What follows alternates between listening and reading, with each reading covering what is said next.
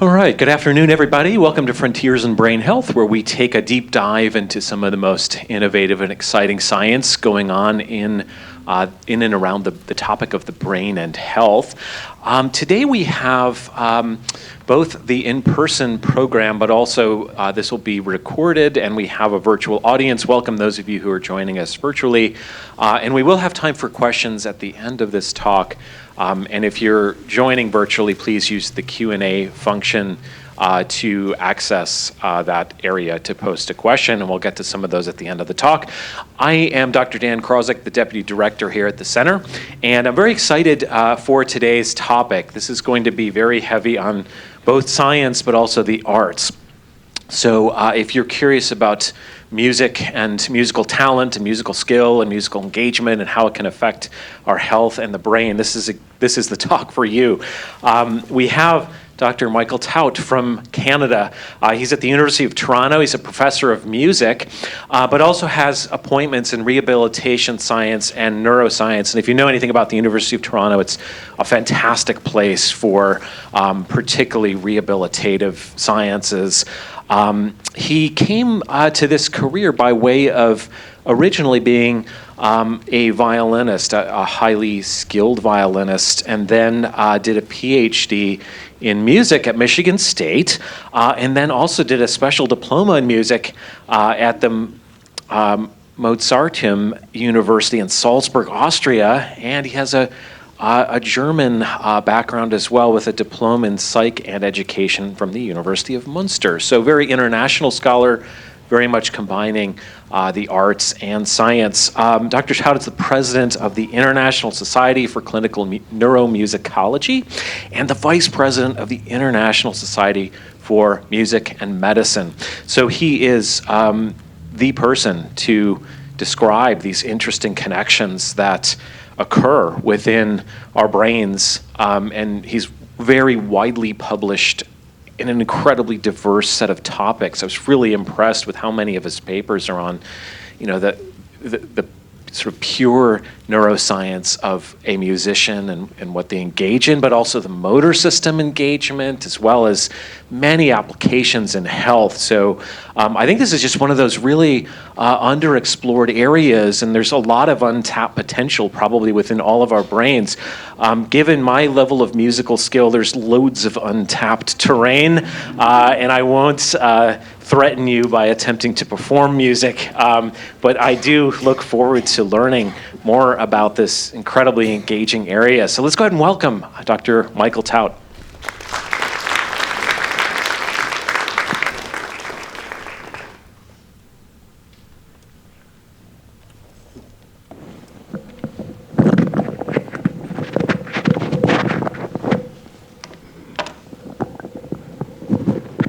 Okay, can you hear me? Can you see me? Can you hear me? I never asked that question before in my life, until 4 years ago. Zoom. Okay, good. Thank you very much for the introduction. It's very nice to be here. It's a great building as far as concerned, modern, beautiful, very aesthetic. Global brain health is a big challenge.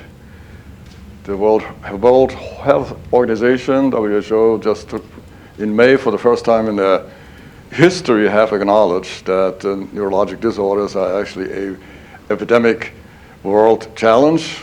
So WHO usually deals with infectious disease, as we all know. So that's big, so that's great. And so this seems to be a great talk right here. Very exciting to be here. I'm also, in relationship maybe to brain health, I'm also on the board of directors of the World Federation of Neurological Rehabilitation. And so that's the medical organization that deals with global brain health, recovery of brain health, but also preventative ideas, of course. How can we reduce incidences of stroke, et cetera, et cetera. So this seems to be all merging in many ways here, the interest in what a lot of my work is. Yeah, I'm sort of a crossbreed, faculty of music and now also faculty of medicine. And this is Not something I had ever intended when I was 18 years old, but life has its own evolution. And yes, I played violin for many years professionally, and I made actually recordings that don't exist anymore. Like maybe some of you remember what an LP stands for? Yep, so that's where it's at. Okay, so I'll touch on some of the basic science, some of the translational science, also everything under the big umbrella of auditory neuroscience. And music is a very specific aspect of that. And I also will show videos to get you into the translational mode. How can that be applied to actually interventions? So I guess I talked till about 45 minutes, and then we have time for questions. Okay, good. Okay, I'm going to start with this because this has very little directly to do with my talk, but it has something to do with the brain and music. Because these are flutes that are 45,000 years old. They're bone. You also find them in ivory. And what's remarkable, you may know to realize as a non-musician how remarkable that is. This flute has 5 bore holes. If anybody has ever played a recorder, okay, it rings a bell. So they have figured out that they needed those bore holes, but what they also figured out, which nobody knows how they figured it out, these bore holes are in almost equidistance. And that's what you need in order to create a stable air column. But that stuff's 45,000 years old. Okay, so the human brain expanded, engaged in an enormous amount of thinking and researching at a time where there was zero evidence of any form of even primitive technology. Okay, so the question is, this is not directly related to survival, because survival was obviously one of the major things back then, to how to eat, how to hunt, how to stay warm, etc., etc. So music is not a byproduct of the human brain. It seems to be essential for the cognitive development of the human brain. So these people played those instruments. We know that written language and numerical language sort of emerged 4,000, 5,000 BC, much, much later. The fascinating thing about this is also that when you find a flute, you don't find just one flute. You find plenty flutes in the same vicinity. So this gives rise to a little bit of a mind game. Maybe there was a very rich Neanderthal who owned 20 flutes. That's one option. It could also be that this is actually evidence of a Neanderthal symphonic orchestra. So they knew how to play together. So music, an ancient cognitive laboratory for the emerging modern human mind. And that leads us straight into the story of music as a rehabilitation science.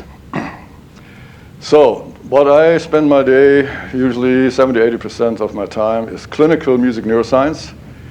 So we study music perception, cognition, and music production.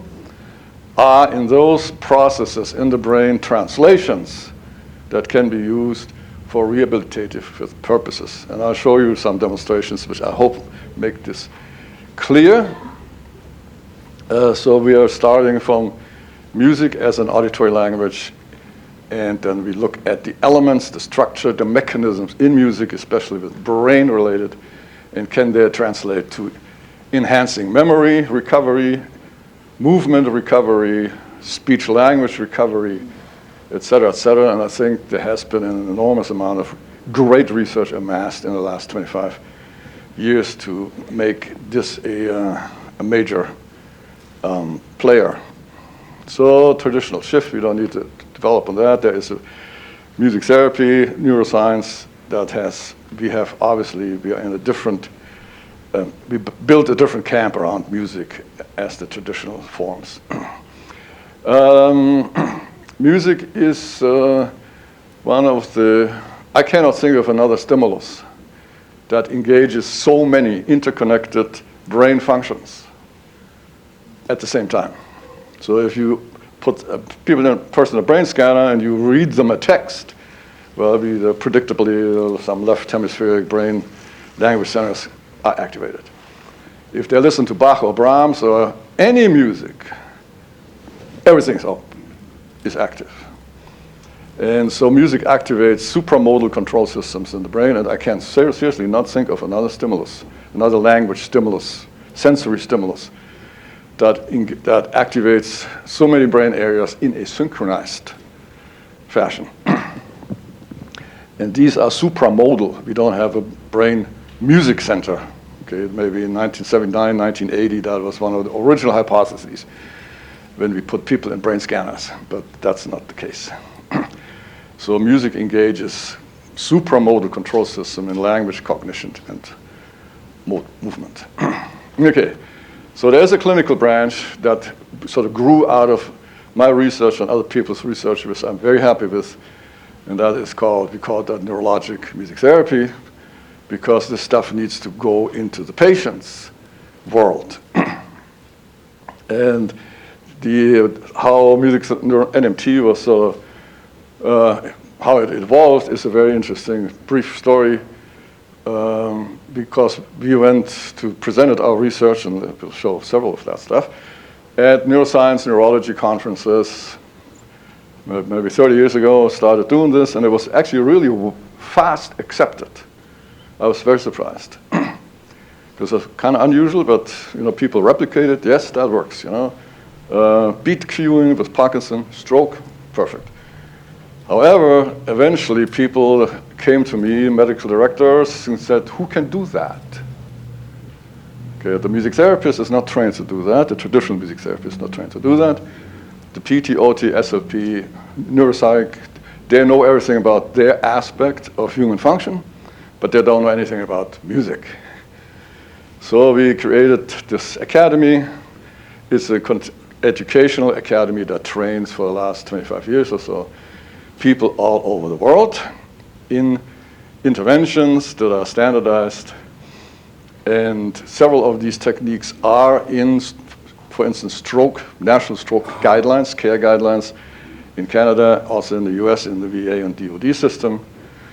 And for the last 2 years, actually now, the NMT Academy has become an institutional member of the World Federation. So NMT, the clinical aspect of my research, is a medical partner in the World Federation. So this is very satisfying, and sometimes I toast to that, like last night after I made it here. Okay, so this is the Academy website. You can peruse that yourself. This is a nice distribution. There are about 3,000 or 4,000 NMT therapists, not just from the music therapy background, from all allied health professional backgrounds all over the world. And this is an interesting question about global brain health, because the vast majority of people in the world do not have access to the Western standard beautiful neuro rehab hospital. They have to be treated completely differently, but we still need to figure out how to get brain rehab to them. And so actually, when you see some of the videos I show you, you can sort of play in your mind, or we can actually touch on that briefly. How much can that be actually translated with relative ease into a family or community-based rehabilitation system? Okay, so I'm doing quite a bit of work on that idea, for instance, in India, and I was also virtually speaking, in Africa at the African World Congress. So some of our models here don't work, and we have to take that into a different sort of coaching system for global brain health. So just a quick basic auditory neuroscience. The auditory system is one of the fastest, I think it is the fastest and most temporally precise sensory system, much faster than the visual system, et cetera, et cetera. So there's an evolutionary sense for that, because you have to pick up sounds for survival. Okay, you hear things you can't see.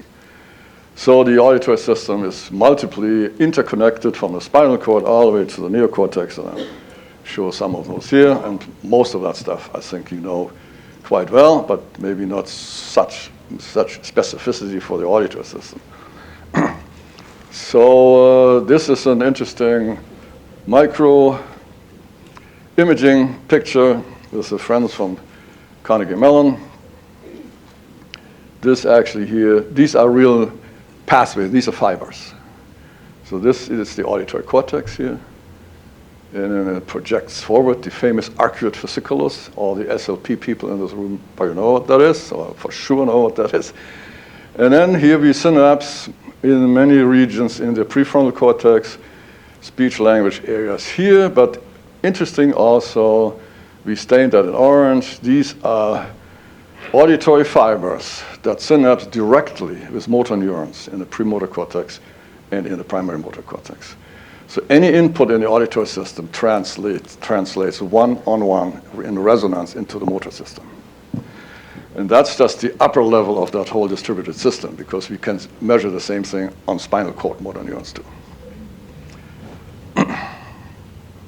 And here is a nice little EEG illustration for what when we discovered all of that, we tried to use some kind of theoretical model for that, and we used this like an oscillator entrainment model. You can see that actually here quite nicely. These people tap self-paced. These are healthy people. So they tap in about 800 milliseconds apart, so a little less than a second per tap. You see a certain amount of periodicity in the motor neurons. It's not very precise, kind of fuzzy, but self-paced. Then they listen to an auditory beat. You can see the motor neuron, auditory neuron potential here is beautifully. That's classic auditory pathway. That's classic. That is so precise and so distinct. And then on the bottom here, if you can see that, now they're tapped to the beat. So the whole motor neuron potential up there, through the auditory pacing signal, becomes a well-defined neural response. And that also translates then into a much more stable timed hand movement. That's with healthy people. Okay? And our first foray into this whole system was this. I tried to sort of rethink the idea of music in therapy, because I was not super impressed with what I saw being practiced. Good, but more adjunctive. So I said, is there something in music perception that can translate? And so as a professional musician, I knew, or for me in my personal experience, the most important musical component is the sense of rhythm. If you don't have a sense of rhythm, you cannot be a musician, no matter how hard you try. So rhythm has a very pervasive effect on the motor system. And we also know this all spontaneously, because when you hear, as soon as we start loud music here, you're going to start tapping. Your foot will tap without you even giving your foot a signal. Almost reflexive. So I thought, okay, we need to have a breakthrough experiment to establish music as a completely different force for brain rehab. So we looked at Gait, and because there's a nice entrainment model to be made for Gait, because Gait is run by central pattern generators. And then the most consistently arrhythmic movement is the parodic gait of a stroke patient. It's always short, long, short, long, short, long. Okay, so you can actually translate into sound. Okay. So, and then we turn music on with a metronome embedded, so the sense of rhythm is very clear. And so now we had set up the epic battle between the sensory system and the motor system. Who's going to win? If the motor system wins, then I'm going back to Germany and play the damn violin. If the sensory system wins, I'm going to stay. Well, the sensory system won, which is fascinating. And I'll show you a video here in a minute. So we did quite a few studies that are old now, but they're still considered landmark studies. And we compared, in one study, we compared RES training, which is the rhythmic training protocols for Gait, we compared it against the standard physiotherapy NDT Bobat, around 2 weeks post-stroke for 6 weeks daily training, and we found significant differences in favor of RES training. Published that, and then 10 years later we published another multi-center study with a German group. That was only 3 weeks, so the magnitude is a little less, but the proportional changes are exactly the same. So that stuff was sort of landmark, and now stroke is in the guidelines of the DOD and in Canada. And I think in the UK they also are working into that in the national health system over there. Okay, so good. Do you want to know how that looks? Ancient video. It played. Skip that. That's a cerebellum patient.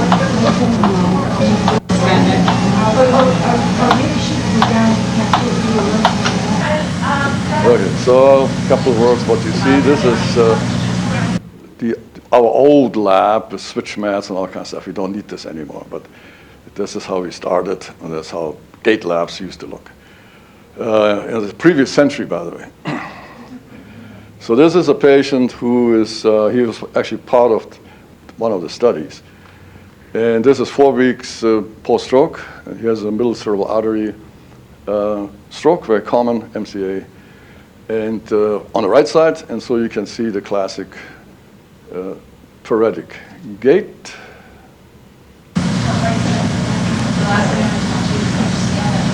That good? So the paretic side has great difficulty in sequencing, right? Creates some knee stability.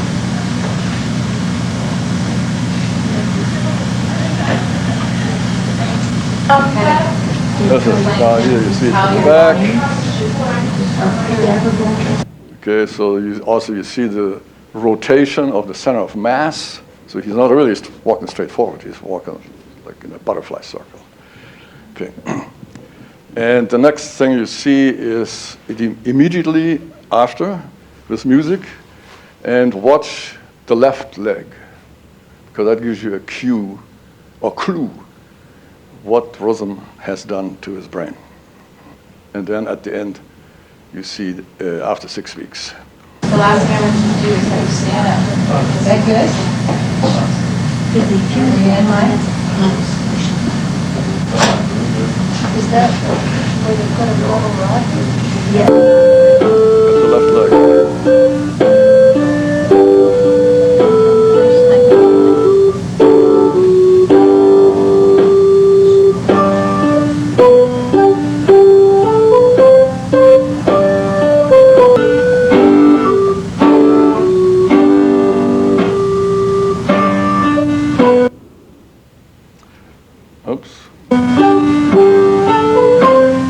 Okay, we can stop right here for a moment. Up there.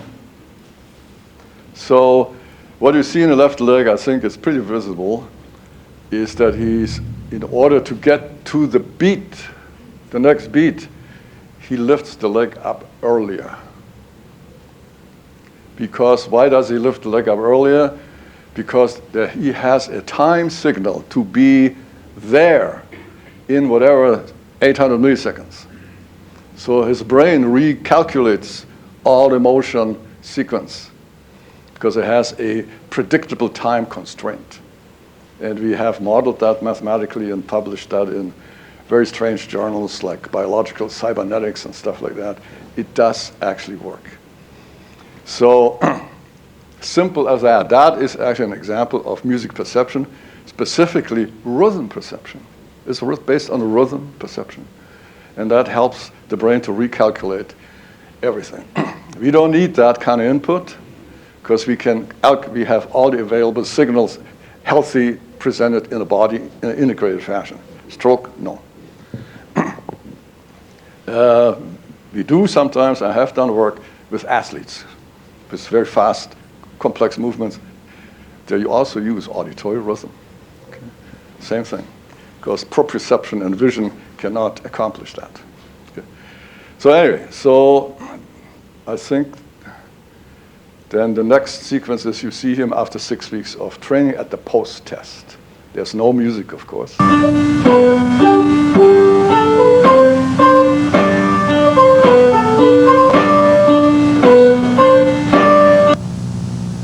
Okay, here he goes.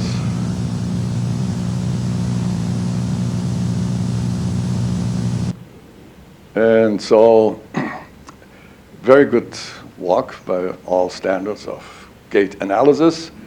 Even since he always trained with RES, he integrated his cane into a 2-point walk rather than 3-point, typically dum, dum, dum, dum, dum, dum.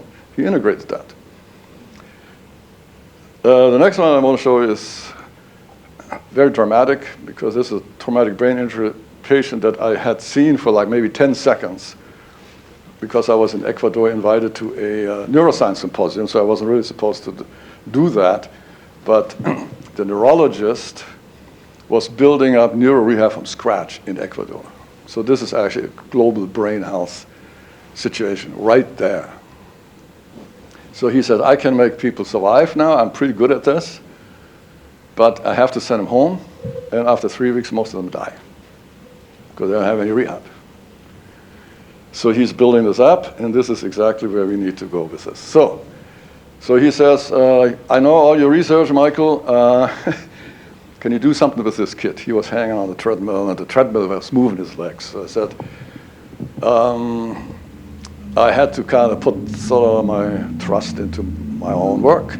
I said, yes, of course, I can do something with her. I had no idea.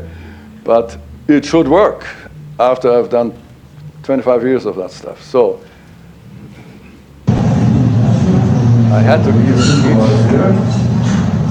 the assistants don't walk with him side by side. You have to walk behind because you can't hold him side by side. He's going to crash. So that is the level that you very, very basic. So I think they went out and tried to find a gait belt after that. Anyway, so this is what happened.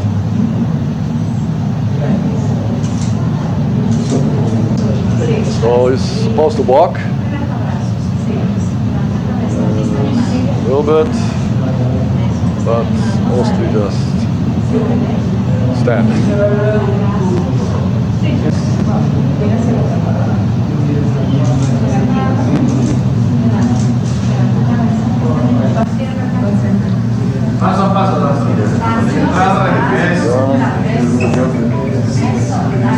He's going to fall. That's why you got to But he's now safe. Okay. Metronome at 50 beats a minute. And you can already see how his body starts synchronizing. The camera goes down to the legs.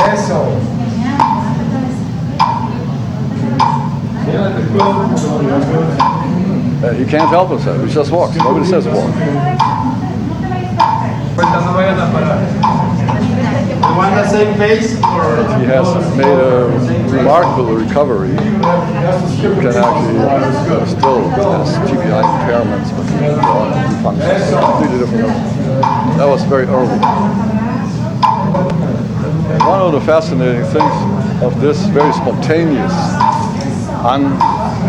sort of unprepared intervention is that actually sometimes he stops, waits, because he can't get the leg moving, but he waits and then he moves the leg on the next beat, available beat. So all of this is physiology. So Quito, Ecuador. So, we did quite a bit of Parkinson research. I'm going to spend probably the next 10 minutes talking about Parkinson quite a bit, because that's the other big movement disorder.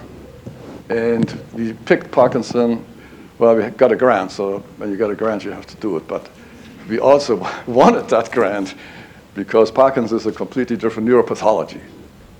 So then stroke. So we had stroke data, we had published.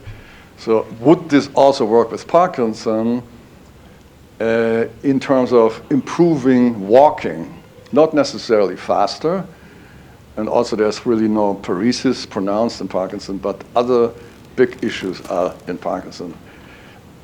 So, and this is actually from a NMT hospital in the Parkinson hospital in Germany.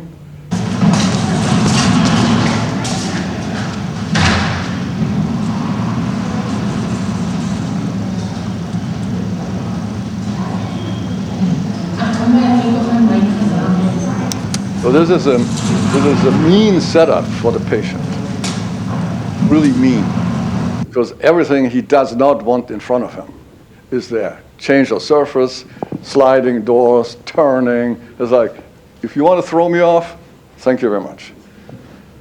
But they did it for a purpose.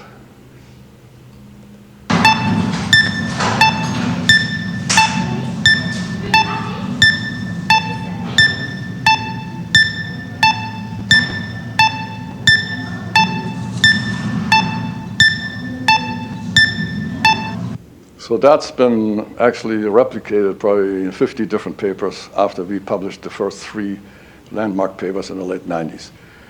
And Parkinson is relatively easy to work with because they're usually at home and they're very engaged and motivated, and recruiting Parkinson is usually a lot easier than other groups. So anyway, what we see here is basically standard. You see it all the time. We did finger tapping because we didn't have any portable machines, but there's a place in Colorado now where I used to work where they have a portable MEG machine, so this is going to be my next trip in the fall. So we did finger tapping, and we're trying to also project some of the findings we see onto the Gait system, so it's not direct.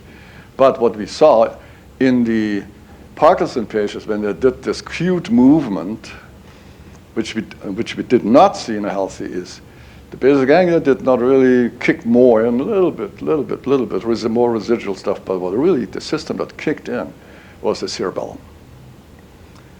The cerebellum kicked in big time. So the cerebellum is a big optimizing system for the brain, for everything, anything, and you can do any musical task in a brain scanner, just passively listening, the cerebellum always gets activated. And then the other big activation was actually up here. That is a network picture. So this is not a topography. So there is a big hub that sort of down-regulates all of this, which is the primary motor cortex. Okay, so it is primary motor cortex and cerebellum creating sort of a corticocerebellar network, assist network. And we published that in the European Journal of Neuroscience. This is a different type of Parkinson estimation. This is a very dangerous walking pattern because the guy basically walks away from falling because he doesn't have any ankle flexion, and so he doesn't get the leg, the ankle up. He also doesn't have the extension, deflection to land safely. So he always lands forward. So he's going to fall.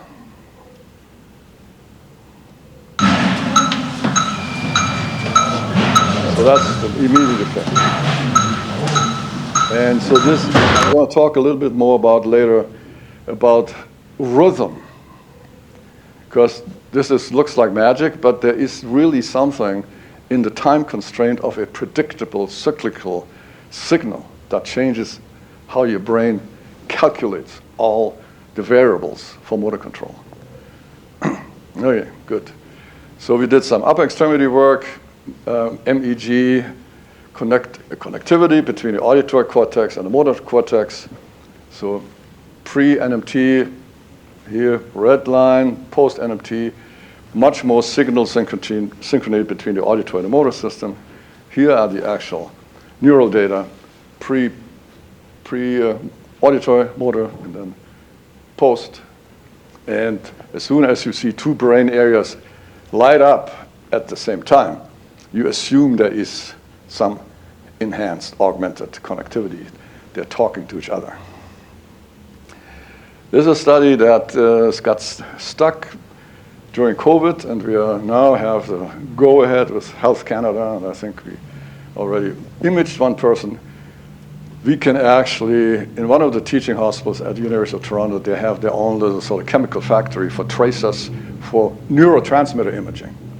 So what you see here is in the basal ganglia, dopamine uptake. It's not topography.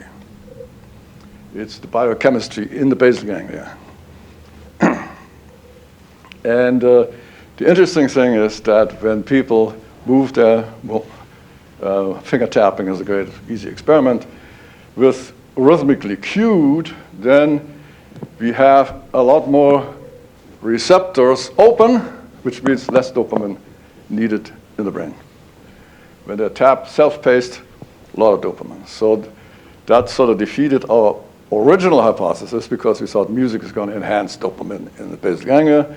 But in this particular task, this time with healthy young people, actually the sensory cue, the auditory rhythmic cue, actually reduced the reliance on dopamine. So we are very curious if that's also going to happen with Parkinson, because Parkinson, that system obviously is not sufficiently available to them. So can the auditory rhythmic cue be like a sort of sensory prosthesis to reduce that reliance on a system that's not sufficient? Okay, so now this is as deep as I can go. Intracellular, intracranial responses.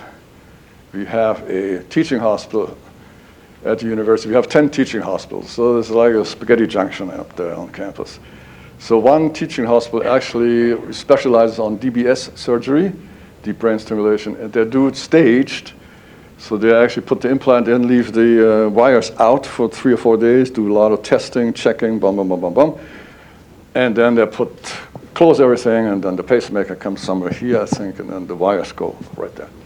So there is a window of opportunity. Unfortunately, the EEG neurologist over there, Robert Chen, was extremely interested in that too, in terms of have patients, if they're willing, many of them are not willing, because they are not in good shape at that time, between 2 major surgeries, but if they're willing, let's do some rhythmic cueing on movement, hand movement is the easiest.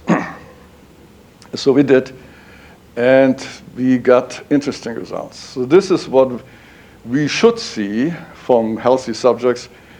There is the tap in the middle here,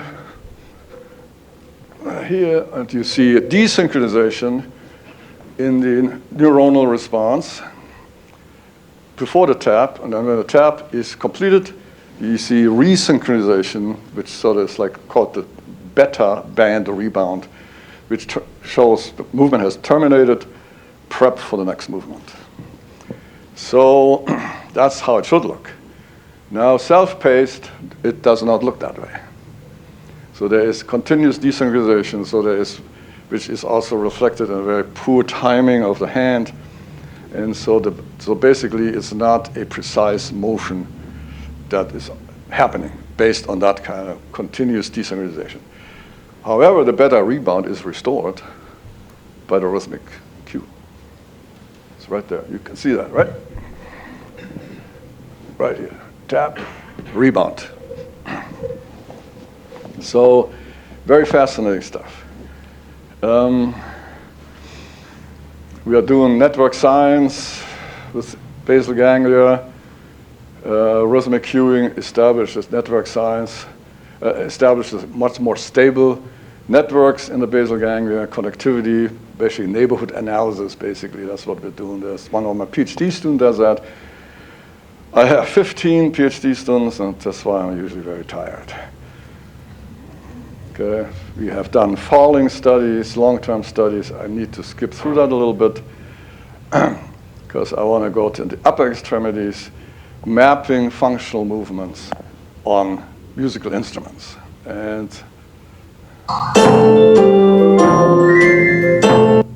so what's the benefit? The benefit is threefold. One is in an auditory environment, the brain gets primed. It wants to move. The second benefit is When the movement is completed on a musical instrument, typical percussion is great. Then you get augmented feedback. I have executed the movement correctly, I'm done. Back. And the third one, of course, is the rhythmic structure, which gives the predictable feed forward. Okay. And here's a global brain health translation. It's in Tanzania.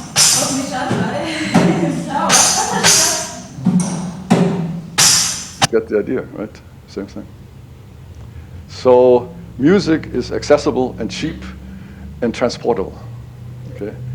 And here's technology.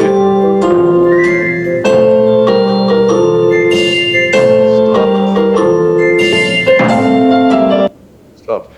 We built sound tablets. That's technology. That's expensive. It works great, but it is probably not very global health applicable. But it's great for units that can do it because you can measure things digitally and all kinds of stuff. So,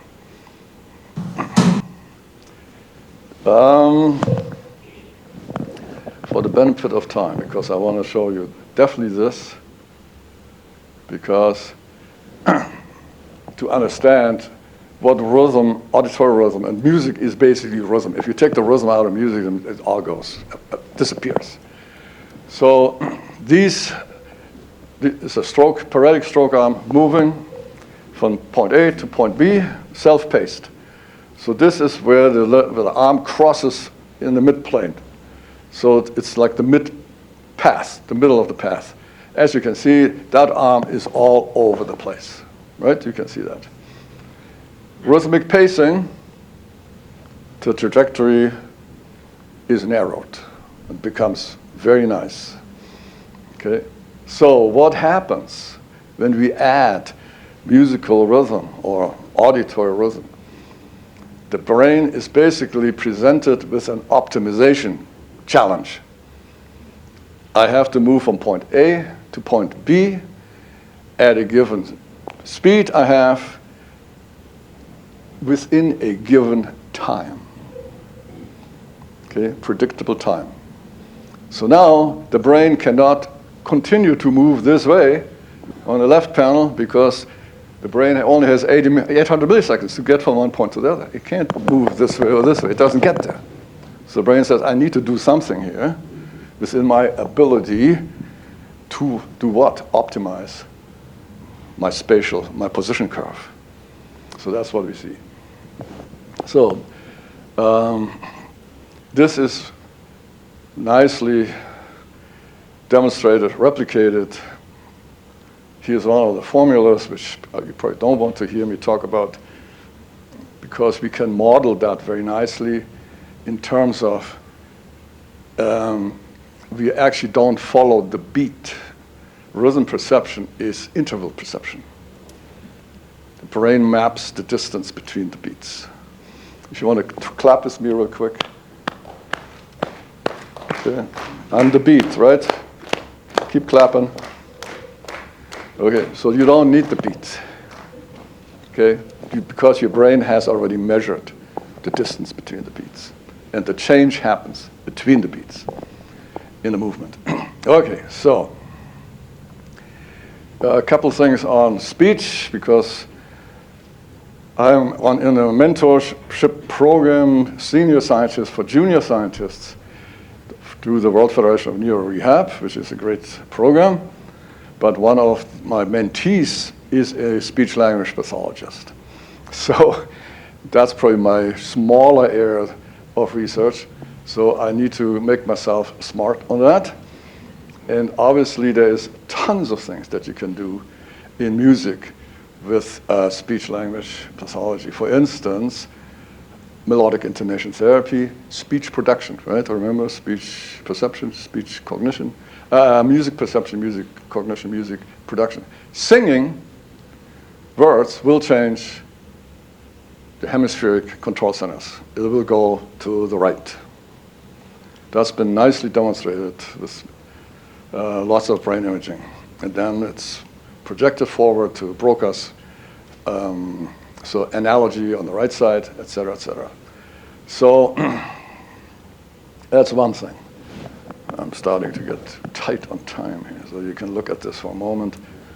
This is in Japan, which is interesting because Japanese language is not a very melodic language, like Chinese. It's not a tonal language. So this is Broca's aphasia. Person wants to say his name, can't say it. Okay, so we're all learning one Japanese word.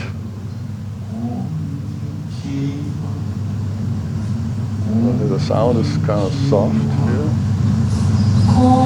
There you go.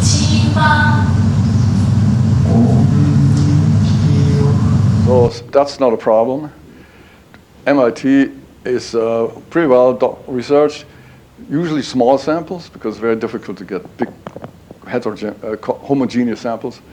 But you also have to do quite a bit of work, homework for the patient with the caregiver, with the spouse, so that they continue to use what they have done in the session brilliantly also at home and not fall silent again or use whatever compensatory mechanism.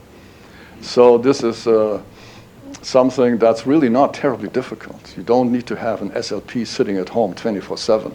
You can, as SLP, can be sort of a coach hub for helping these people to make them your assistants in a family and in a community. Okay. Good. This is something with dysphagia, which I found absolutely fascinating. Expiratory training with a musical Können Sie nochmal instrument. probieren zu pusten, wie beim Kerze auspusten. Probieren? Play the harmonica. Ja. Doesn't work. Tief Luft holen. Mach's noch ein Doesn't bisschen. work until the very end. Nochmal. There it is. Okay. So what does that tell the brain at this moment? Then I get all my system aligned in that way that created that little tone. Then I'm on the right path. Augmented auditory feedback. So this one, also it doesn't have anything to do with rhythm. So rhythm is one, rhythm perception is one. This is auditory augmented feedback. And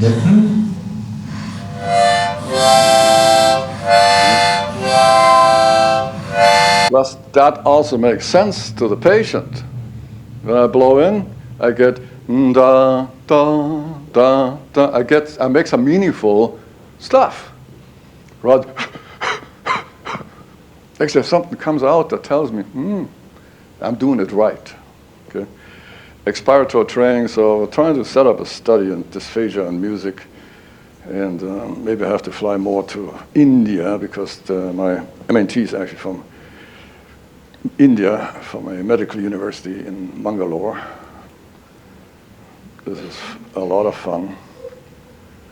This is a muscular dystrophy patient.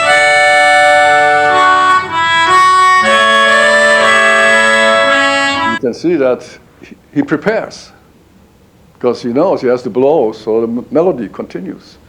So all kinds of intricate language mechanisms in music. The last thing I want to show you is neglect, memory, all kinds of stuff. Is one of the last projects. We have about 15 to 16 projects going in the lab because we have so many students, 2 postdocs. It's a huge kind of thing. It's been well anecdotally documented that patients with Alzheimer's have a lot of, sometimes very well-preserved musical memories. So they sing all these verses of Silent Night, Holy Night, but they don't forget what they just ate 3 minutes ago. So, well, what is the mechanism? So we did a study with another teaching hospital at the University of Toronto, where we created playlists of music that had known for 25 plus years and still recognized as meaningful. And then we composed new music in the same genre, and then in the brain scanner we just alternated. Listen to the old music, listen to the new music. So you have a 25 plus years memory, musical memory, versus a 60-minute musical memory. So, and this is super clear. sometimes things come out super clear in the brain. The blue is this 60-minute memory. That's basically an auditory memory that probably disappears within like an hour or so.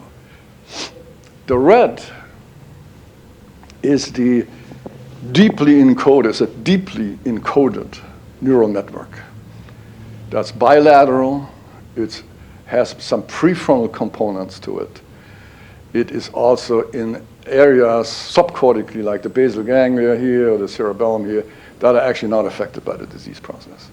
So we have a survival network that was built over years and years and years, and we think from everything we understand from neuropsych testing and also from the prefrontal cortex engagement, that this music has still meaning for them. It has non-musical memory salience for them. Okay? So it means this is not just a memory of a repertoire of music, rather than music that has meaning, has had meaning in their lives. So here's a MoCA. Here is connectivity, resting state, pre and post, increased functional connectivity between one of the inferior frontal gyrus, which is a language area, and the right thalamus. And we had also more in the middle cingulate, which is sort of a cognition subcortical area in the right prefrontal cortex. And we also found increased white matter density in some of the structural analysis we did. So, a very different way of using music as a language. It's not production, it's not rhythm perception, it's more, I would call it music cognition, stimulating memories, music cognition. And so music is truly a multidimensional language of brain rehabilitation. We pursue areas of research in 3 domains. This is also how neurologic music therapy has been structured: motor rehabilitation, speech-language rehabilitation, cognitive rehabilitation, and rhythm perception, entrainment, auditory feedback, accessing alternate neural network through music. And then another thing that should not be underestimated is motivation, because people, from the feedback I get from clinicians, they like it. And motivation is a big factor for success in rehabilitation. And for global brain health transformation, music, most of that stuff you saw is easy accessible, is cheap, it works, and it is portable. And so we have to get out of our traditional professional mindset. We need all specialists for everything. We need specialists, but they have to have a different role, more like a coach, okay, has a team to train. So that's my lab. As you can see, we have very international groups here. We have an MA 1 year in and out, and then we have PhD students, 15 right now. It's a little too much, but COVID's got a lot of dissertations, got stuck a little bit. So I try to kick them out as fast as I can. But you know, one goes out the door. We just had a defense, beautiful, and then, but the next one comes through the door. It's a new one there. And this is a group of affiliates, a big group that we work with, and UT Dallas is also listed here. This is my friend Uni Lee. And this is another application of not just why we're doing this research, but also how that can really, music can be transported into very simple, powerful applications. Parkinson patient. Red, pedestrian light. Green, again, decreases.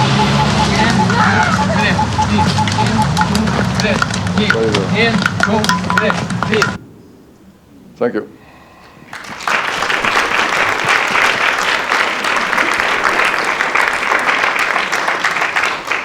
All All right, thank you, Michael. Really fascinating work. We do have some time for questions, so go ahead and raise a hand if you do. While you're thinking of that, I just wanted to follow up. The Alzheimer's study is probably of wide interest, and I wondered if, I'd never heard this before, but I was curious if expert musicianship has maybe some protective effect in dementia patients. I wonder if you know of any data or results suggesting that. Yeah, that's a good question. We had a group actually of non-musicians, and we also had a subgroup of musicians in the study. So there was actually a musician group that had Alzheimer's. So it's not an automatic protective effect. And they didn't do that much differently, by the way. But anything that the brain stimulates over the lifetime, and music, as I said, is probably, from a brain imaging point, one of the most stimulating things you can do to your brain. I think there's a consensus that anything that stimulates the brain will be helpful in terms of keeping your brain healthy as long as possible. So there are studies that try to, they're not terribly convincing in terms of really neuroprotective, because you would have to really look at this for a very, very long time. But there's definitely studies like ours and other studies that show that there is engagement that goes beyond the typical kind of decline. So I don't want to be in a position where I said, well, you have Alzheimer's, my dear friend, you should have played the piano more. That would be a little cruel.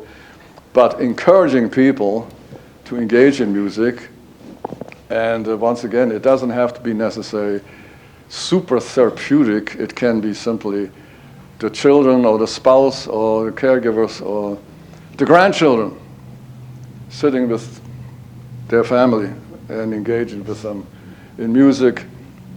We did a fun study, last study before I went from Colorado to Toronto, with the Fort Collins Symphony. So they had free tickets for the whole season, a couple, Diet, and we did some neuropsych measuring. And for these people who had not been really involved in music in their life, that really made a difference to go to concerts on a regular basis. And that was community sponsored by a hospital system and by the symphony. And then we did some of the quantitative accompaniments. So yes, I strongly recommend it. It's easy to implement. You don't have to be a trained therapist. You probably want to maybe consult with a therapist who knows what would be important to look at and what materials would be important. But it definitely is would be a helpful thing. It's a good part.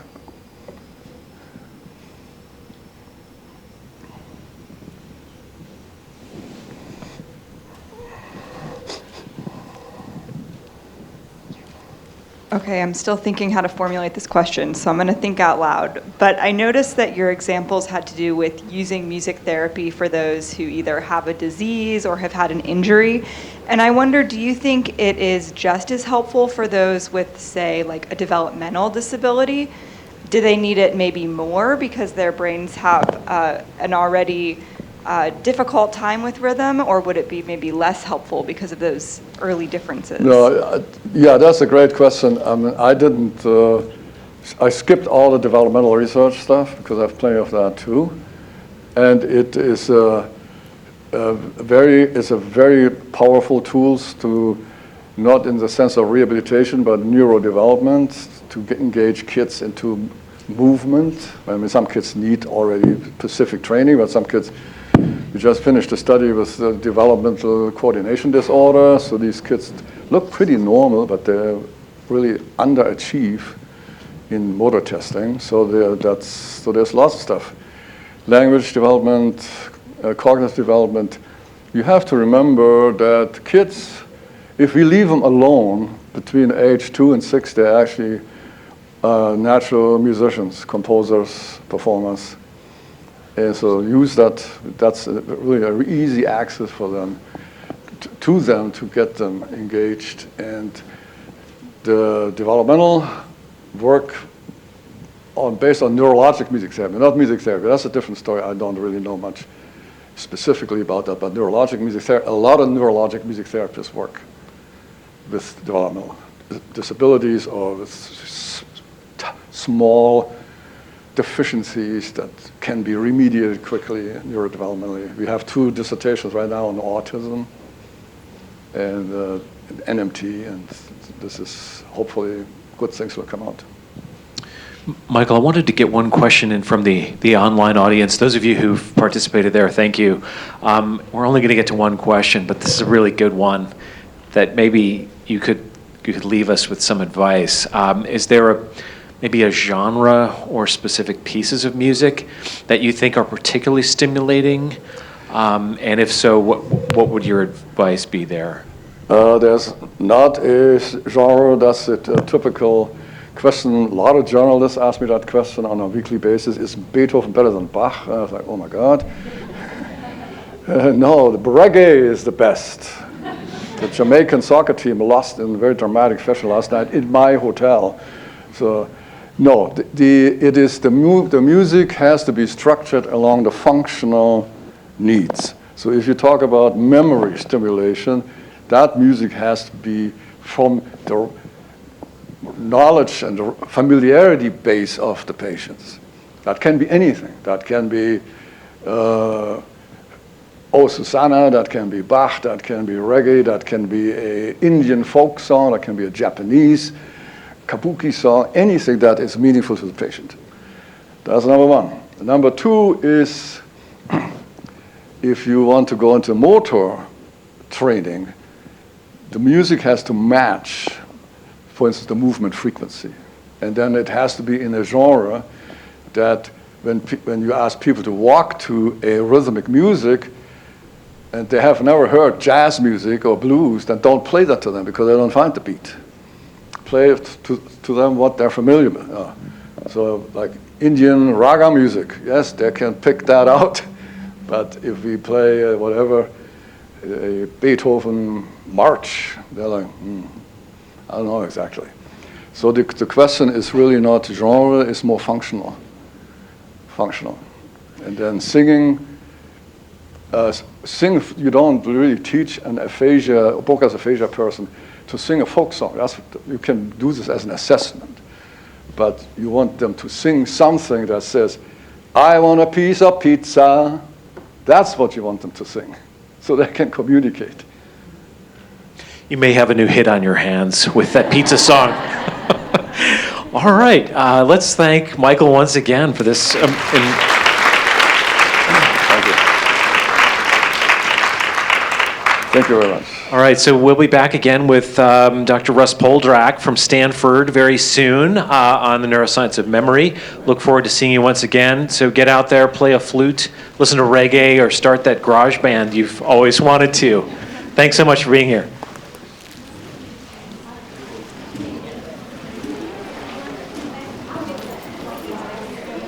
All right, Michael. Wow, what a great talk. I really Thank you.